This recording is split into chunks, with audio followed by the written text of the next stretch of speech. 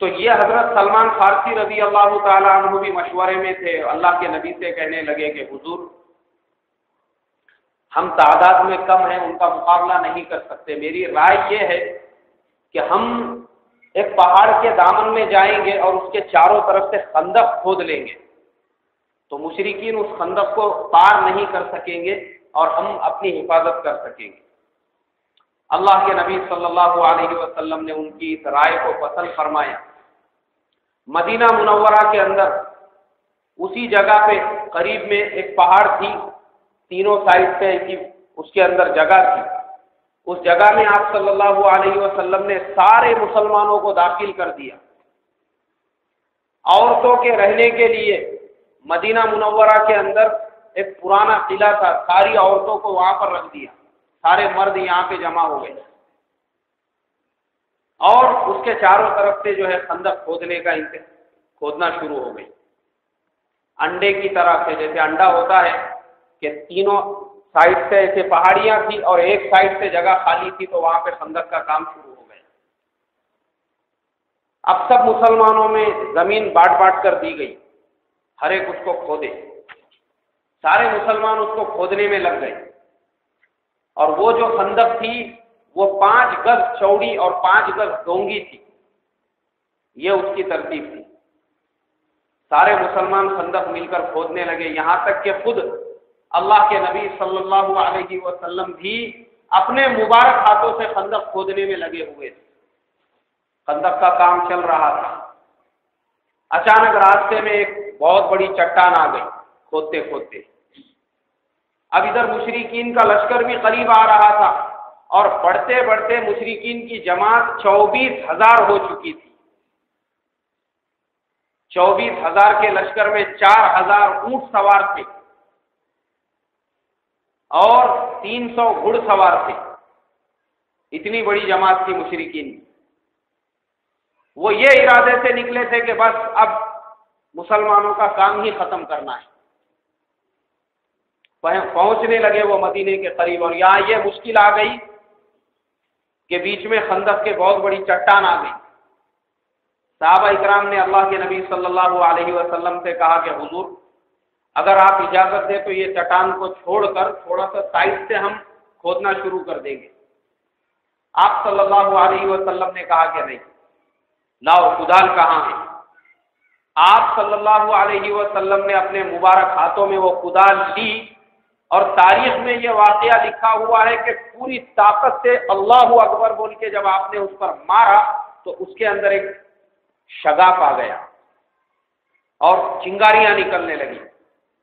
آپ صلی اللہ علیہ وسلم نے مسلمانوں سے کہا کہ مسلمانوں تمہارے لیے خوشخبری ہو، یہ جو چنگاری نکلی تھی اس کے اندر اللہ تبارک و تعالی نے تم کو ملک شام کی کنجیاں عطا کر دی۔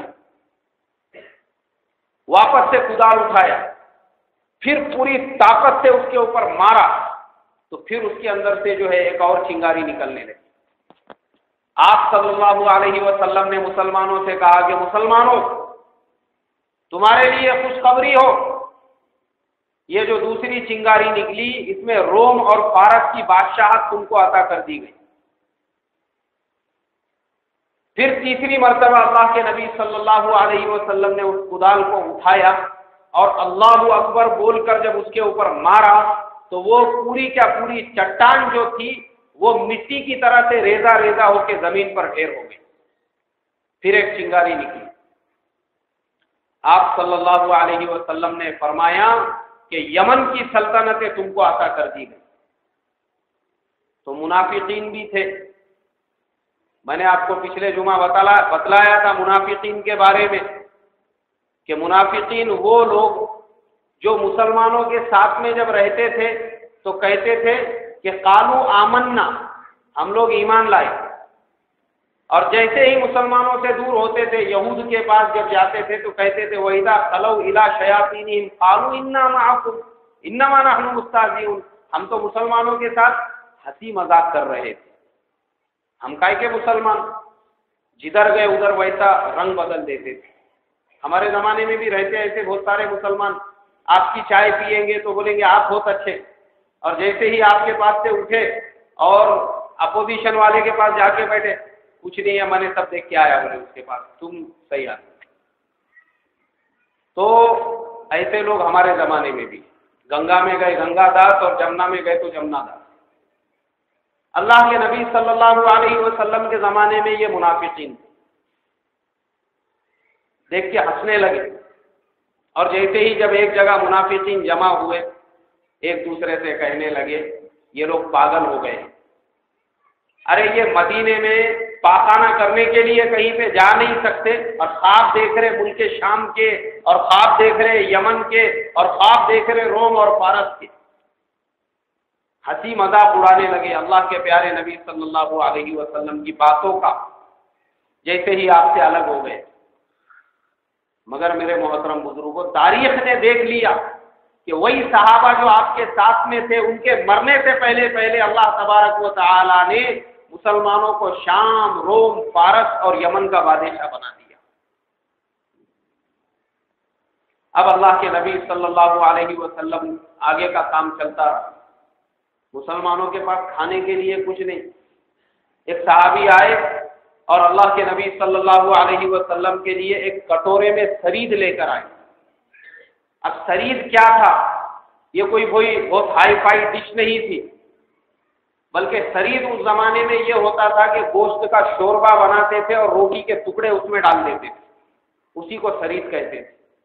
ایک کٹورا بھر کے لے کر آئے۔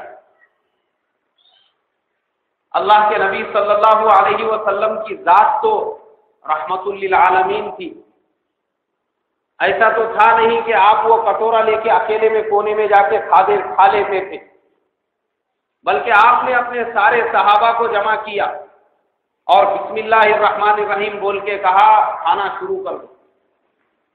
4000 وہ صحابہ اکرام تھے جنہوں نے ایک کٹورے میں سے کھایا، اور پیٹ بھر کر کھایا، اور جب سب نے کھا لیا اس کے بعد آپ صلی اللہ علیہ وسلم نے اس میں سے نوش فرمایا۔ اتنا خیال رکھتے تھے اپنے صحابہ کا، اور اتنی ہمدردی تھی آپ کو اپنی امت کے ساتھ میں، اور یہ آپ کا معجزہ ہے جو ایک کٹورے میں سے اتنے زیادہ لوگوں نے پیٹ بھر کر کھانا کھایا۔ سبحان اللہ۔ ایک مرتبہ درود شریف پڑھ لیجیے، اللہ۔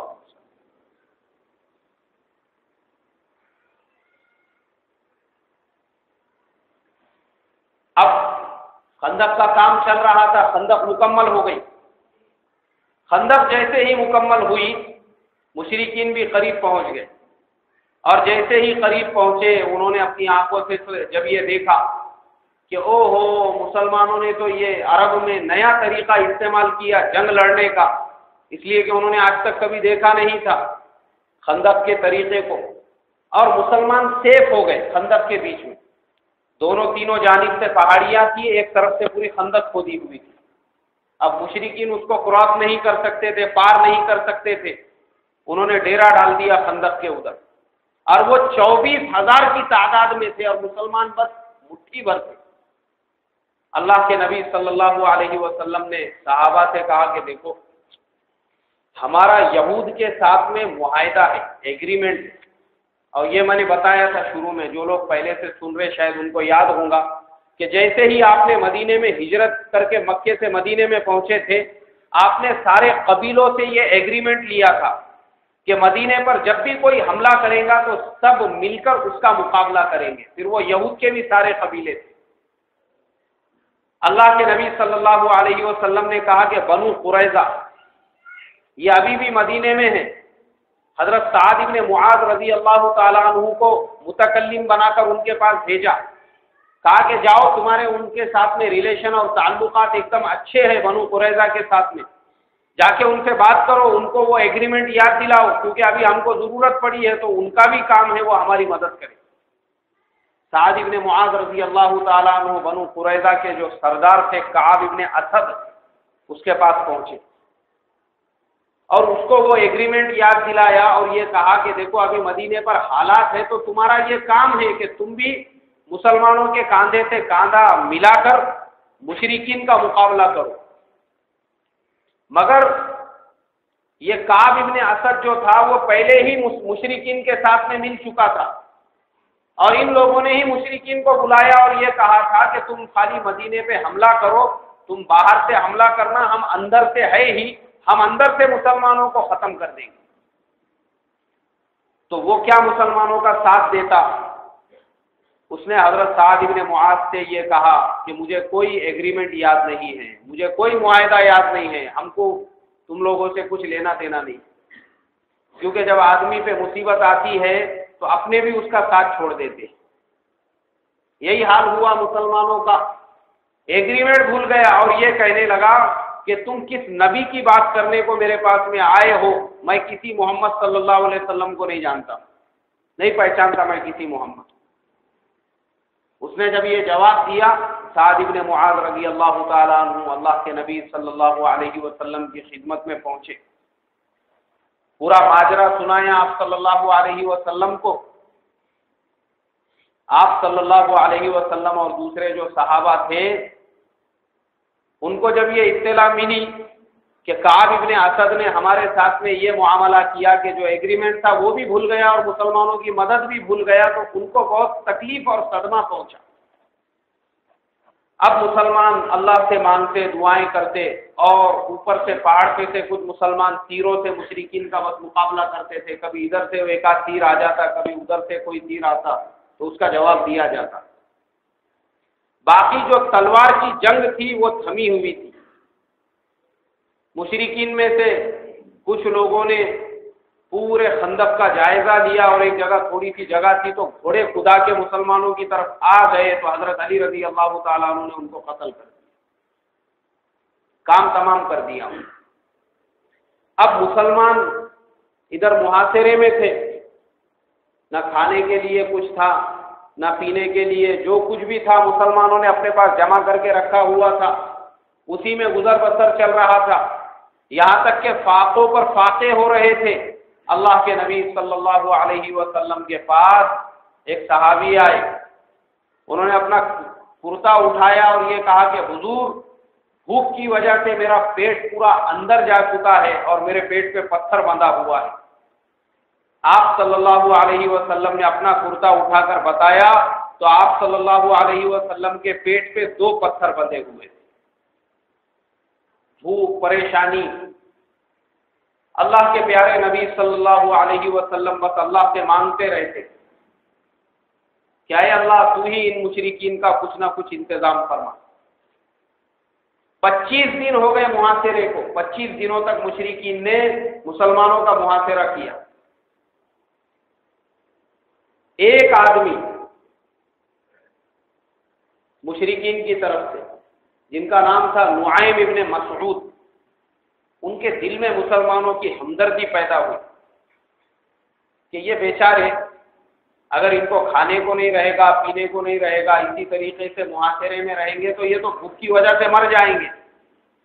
کچھ نہ کچھ ایسا راستہ اختیار کرنا چاہیے جس کی وجہ سے مسلمانوں کے لیے کوئی راستہ پیدا ہو اور یہ مشرکین یہاں سے چلے جائیں۔ وہ اللہ کے نبی صلی اللہ علیہ وسلم کی خدمت میں حاضر ہوئے، کہا کہ حضور مجھے مسلمان بنا دیجیے، تو پہلے مسلمان بن گئے اور اس کے بعد یہ کہا کہ حضور یہ جو مشرکین ہیں میں ان کے بھگانے کا انتظام کرتا ہوں، بس آپ مجھے اجازت دے دیجیے کہ جو میں کر رہا ہوں میں کر سکتا ہوں۔ آپ صلی اللہ علیہ وسلم نے ان کو اجازت دے دی۔ سب سے پہلے وہ یہود کے پاس گئے اور ان سے یہ کہا، بنو قریظہ سے، کہ دیکھو یہ سارے لوگ مسلمانوں کا جو محاصرہ کر کے بیٹھے ہوئے ہیں یہ کبھی بھی چلے جائیں گے، لیکن تم مدینے میں ہو، پھر مسلمان تم سے مقابلہ کریں گے تو تم مسلمانوں کے مقابلے کا کیا جواب دو گے؟ اس کے لیے ایک کام کرو، مشرکین کے پاس جاؤ اور ان سے جا کر یہ کہو کہ تمہارے 2-4 آدمی ہمارے پاس میں گارنٹی کے طور پہ رکھو، تاکہ تمہارے جانے کے بعد مسلمان اگر ہمارے سے جنگ کرے تو تم فوراً ہماری مدد کے لیے آؤ گے۔ انہوں نے کہا بالکل تم صحیح بات کہہ رہے ہو، اور اس کے بعد مشرکین کے پاس آئے، ابو سفیان سے یہ کہا کہ یہود کا ارادہ بدل چکا ہے، انہوں نے مسلمانوں کے ساتھ میں صلح کر لی اور اب وہ یہ چاہتے ہیں کہ تمہارے 4-5 بڑے بڑے سرداروں کو لے جا کے مسلمانوں کے حوالے کر دو۔ تو ابو سفیان کو بہت غصہ آیا اور وہ جیسے ہی وہاں سے گئے، یہود کی طرف سے 2-4 لوگ وہاں پہ پہنچے اور انہوں نے کہا کہ ہم کو تمہارے کچھ سردار چاہیے گارنٹی کے طور پر. تو ابو سفیان کہنے لگا کہ ہاں نعیم ابن مسعود نے مجھ سے ابھی کہا تھا، اس کی بات بالکل صحیح ہے. اس کے بعد جیسے ہی انہوں نے یہ سنا تو آپس میں ان میں جھگڑے ہونے لگے، یہود میں اور مشرکین میں. وہ جب آپس میں الجھ گئے، تیسری طرف سے اللہ تبارک و تعالی نے ان کا انتظام کیا اور تیز ہوائیں چلنے لگی، اور ٹھنڈی ہوائیں، ایسی ہوائیں جو مشرکین نے آج تک کبھی نہیں دیکھی. ان ہواؤں کی وجہ سے ان کے خیمے اکھڑنے لگے، خیمے کی جو میخیں تھی وہ اکھڑنے لگی، جانور پورے ادھر ادھر بھاگنے لگے اور رسیاں توڑ توڑ کے ادھر ادھر سب نکلنے لگے. اللہ تبارک و تعالی نے اس ہوا کا نقشہ کھینچا ہے قرآن میں. وَأَرْسَلْنَا عَلَيْهِمْ جُنُودًا لَّمْ تَرَوْهَا وَأَرْسَلْنَا عَلَيْهِمْ رِيحًا وَجُنُودًا لَّمْ تَرَوْهَا.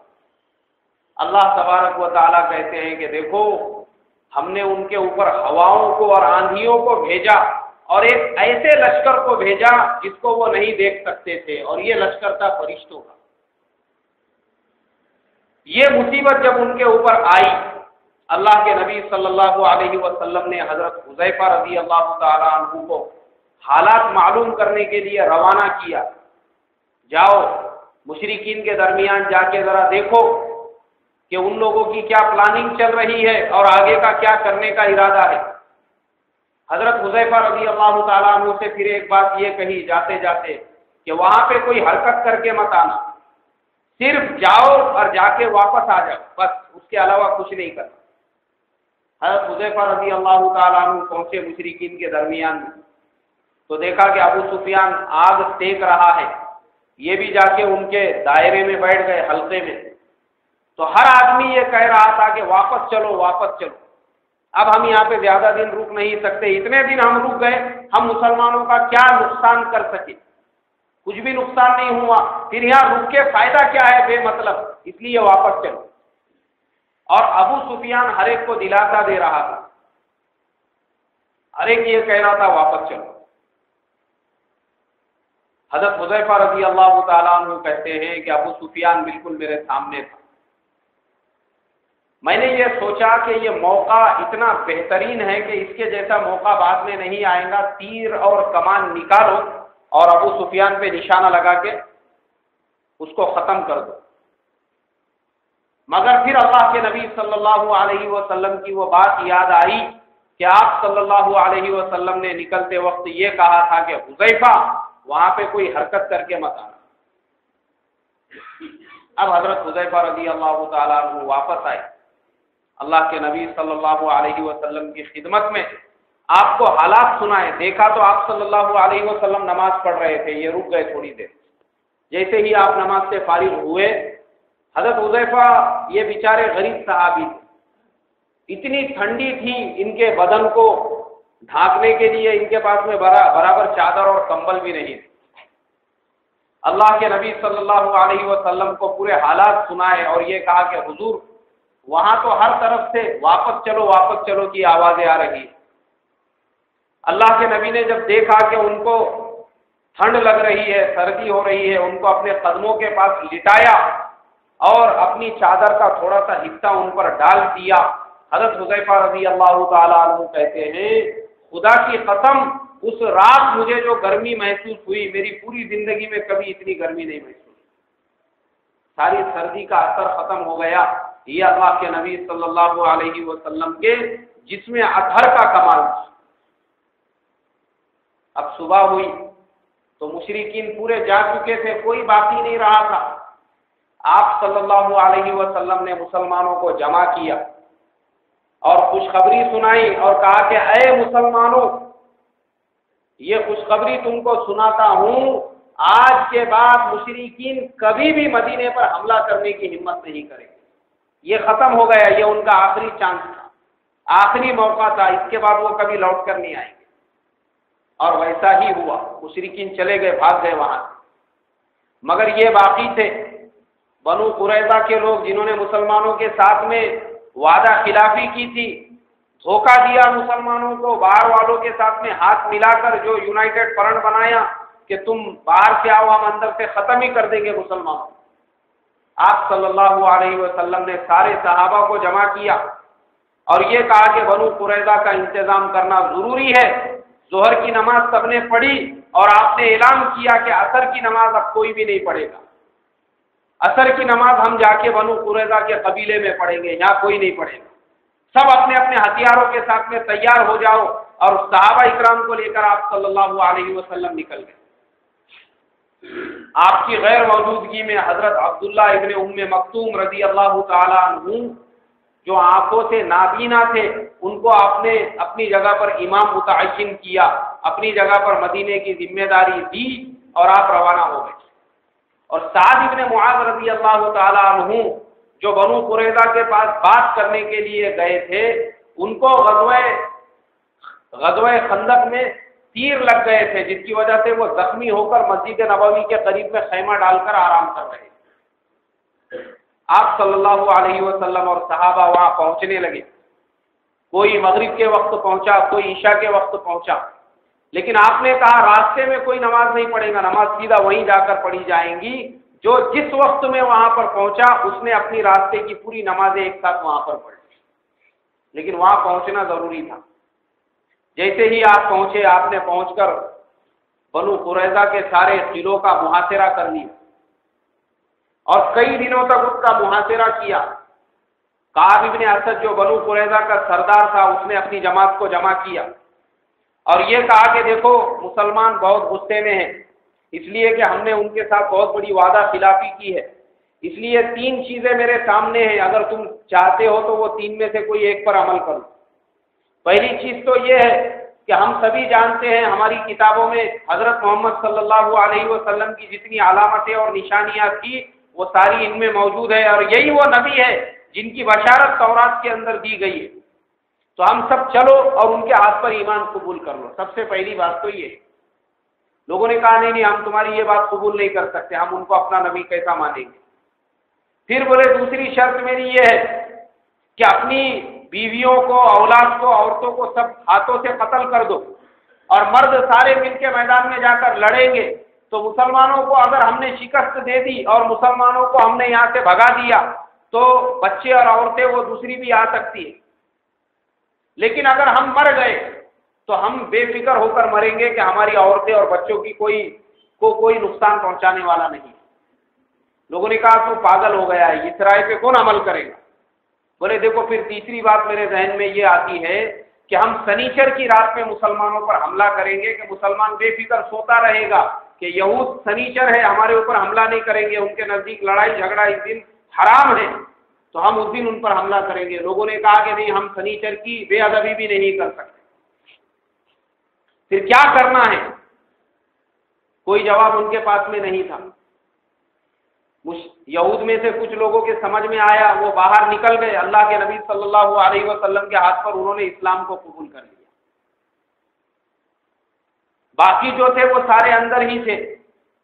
ان لوگوں نے اللہ کے نبی صلی اللہ علیہ وسلم سے یہ درخواست کی کہ اے اللہ کے نبی، آپ تو محاصرہ توڑنے والے نہیں ہیں، تو پھر ایک کام کرو، حضرت سعد ابن معاذ جو ہمارے ہمیشہ سے سردار رہے ہیں اور ہمارے بڑے رہے ہیں، ہم ان کا ادب کرتے تھے، احترام کرتے ہیں، آپ ان کو بلاؤ، وہ ہمارے حق میں جو فیصلہ کریں گے ہم کو ان کا فیصلہ منظور ہوگا۔ اللہ کے نبی صلی اللہ علیہ وسلم نے بھی ان کی بات کو قبول کر لیا، کہا ٹھیک ہے۔ فوراً ایک جماعت انصار کی روانہ کی۔ سعد ابن معاذ جو ہے وہ بہت سخت بیمار تھے اور بالکل زندگی کے آخری ایام گن رہے تھے۔ کہا جاؤ ان کو فوراً لے کر آؤ، وہ جو فیصلہ دیں گے یہود کو منظور ہوگا۔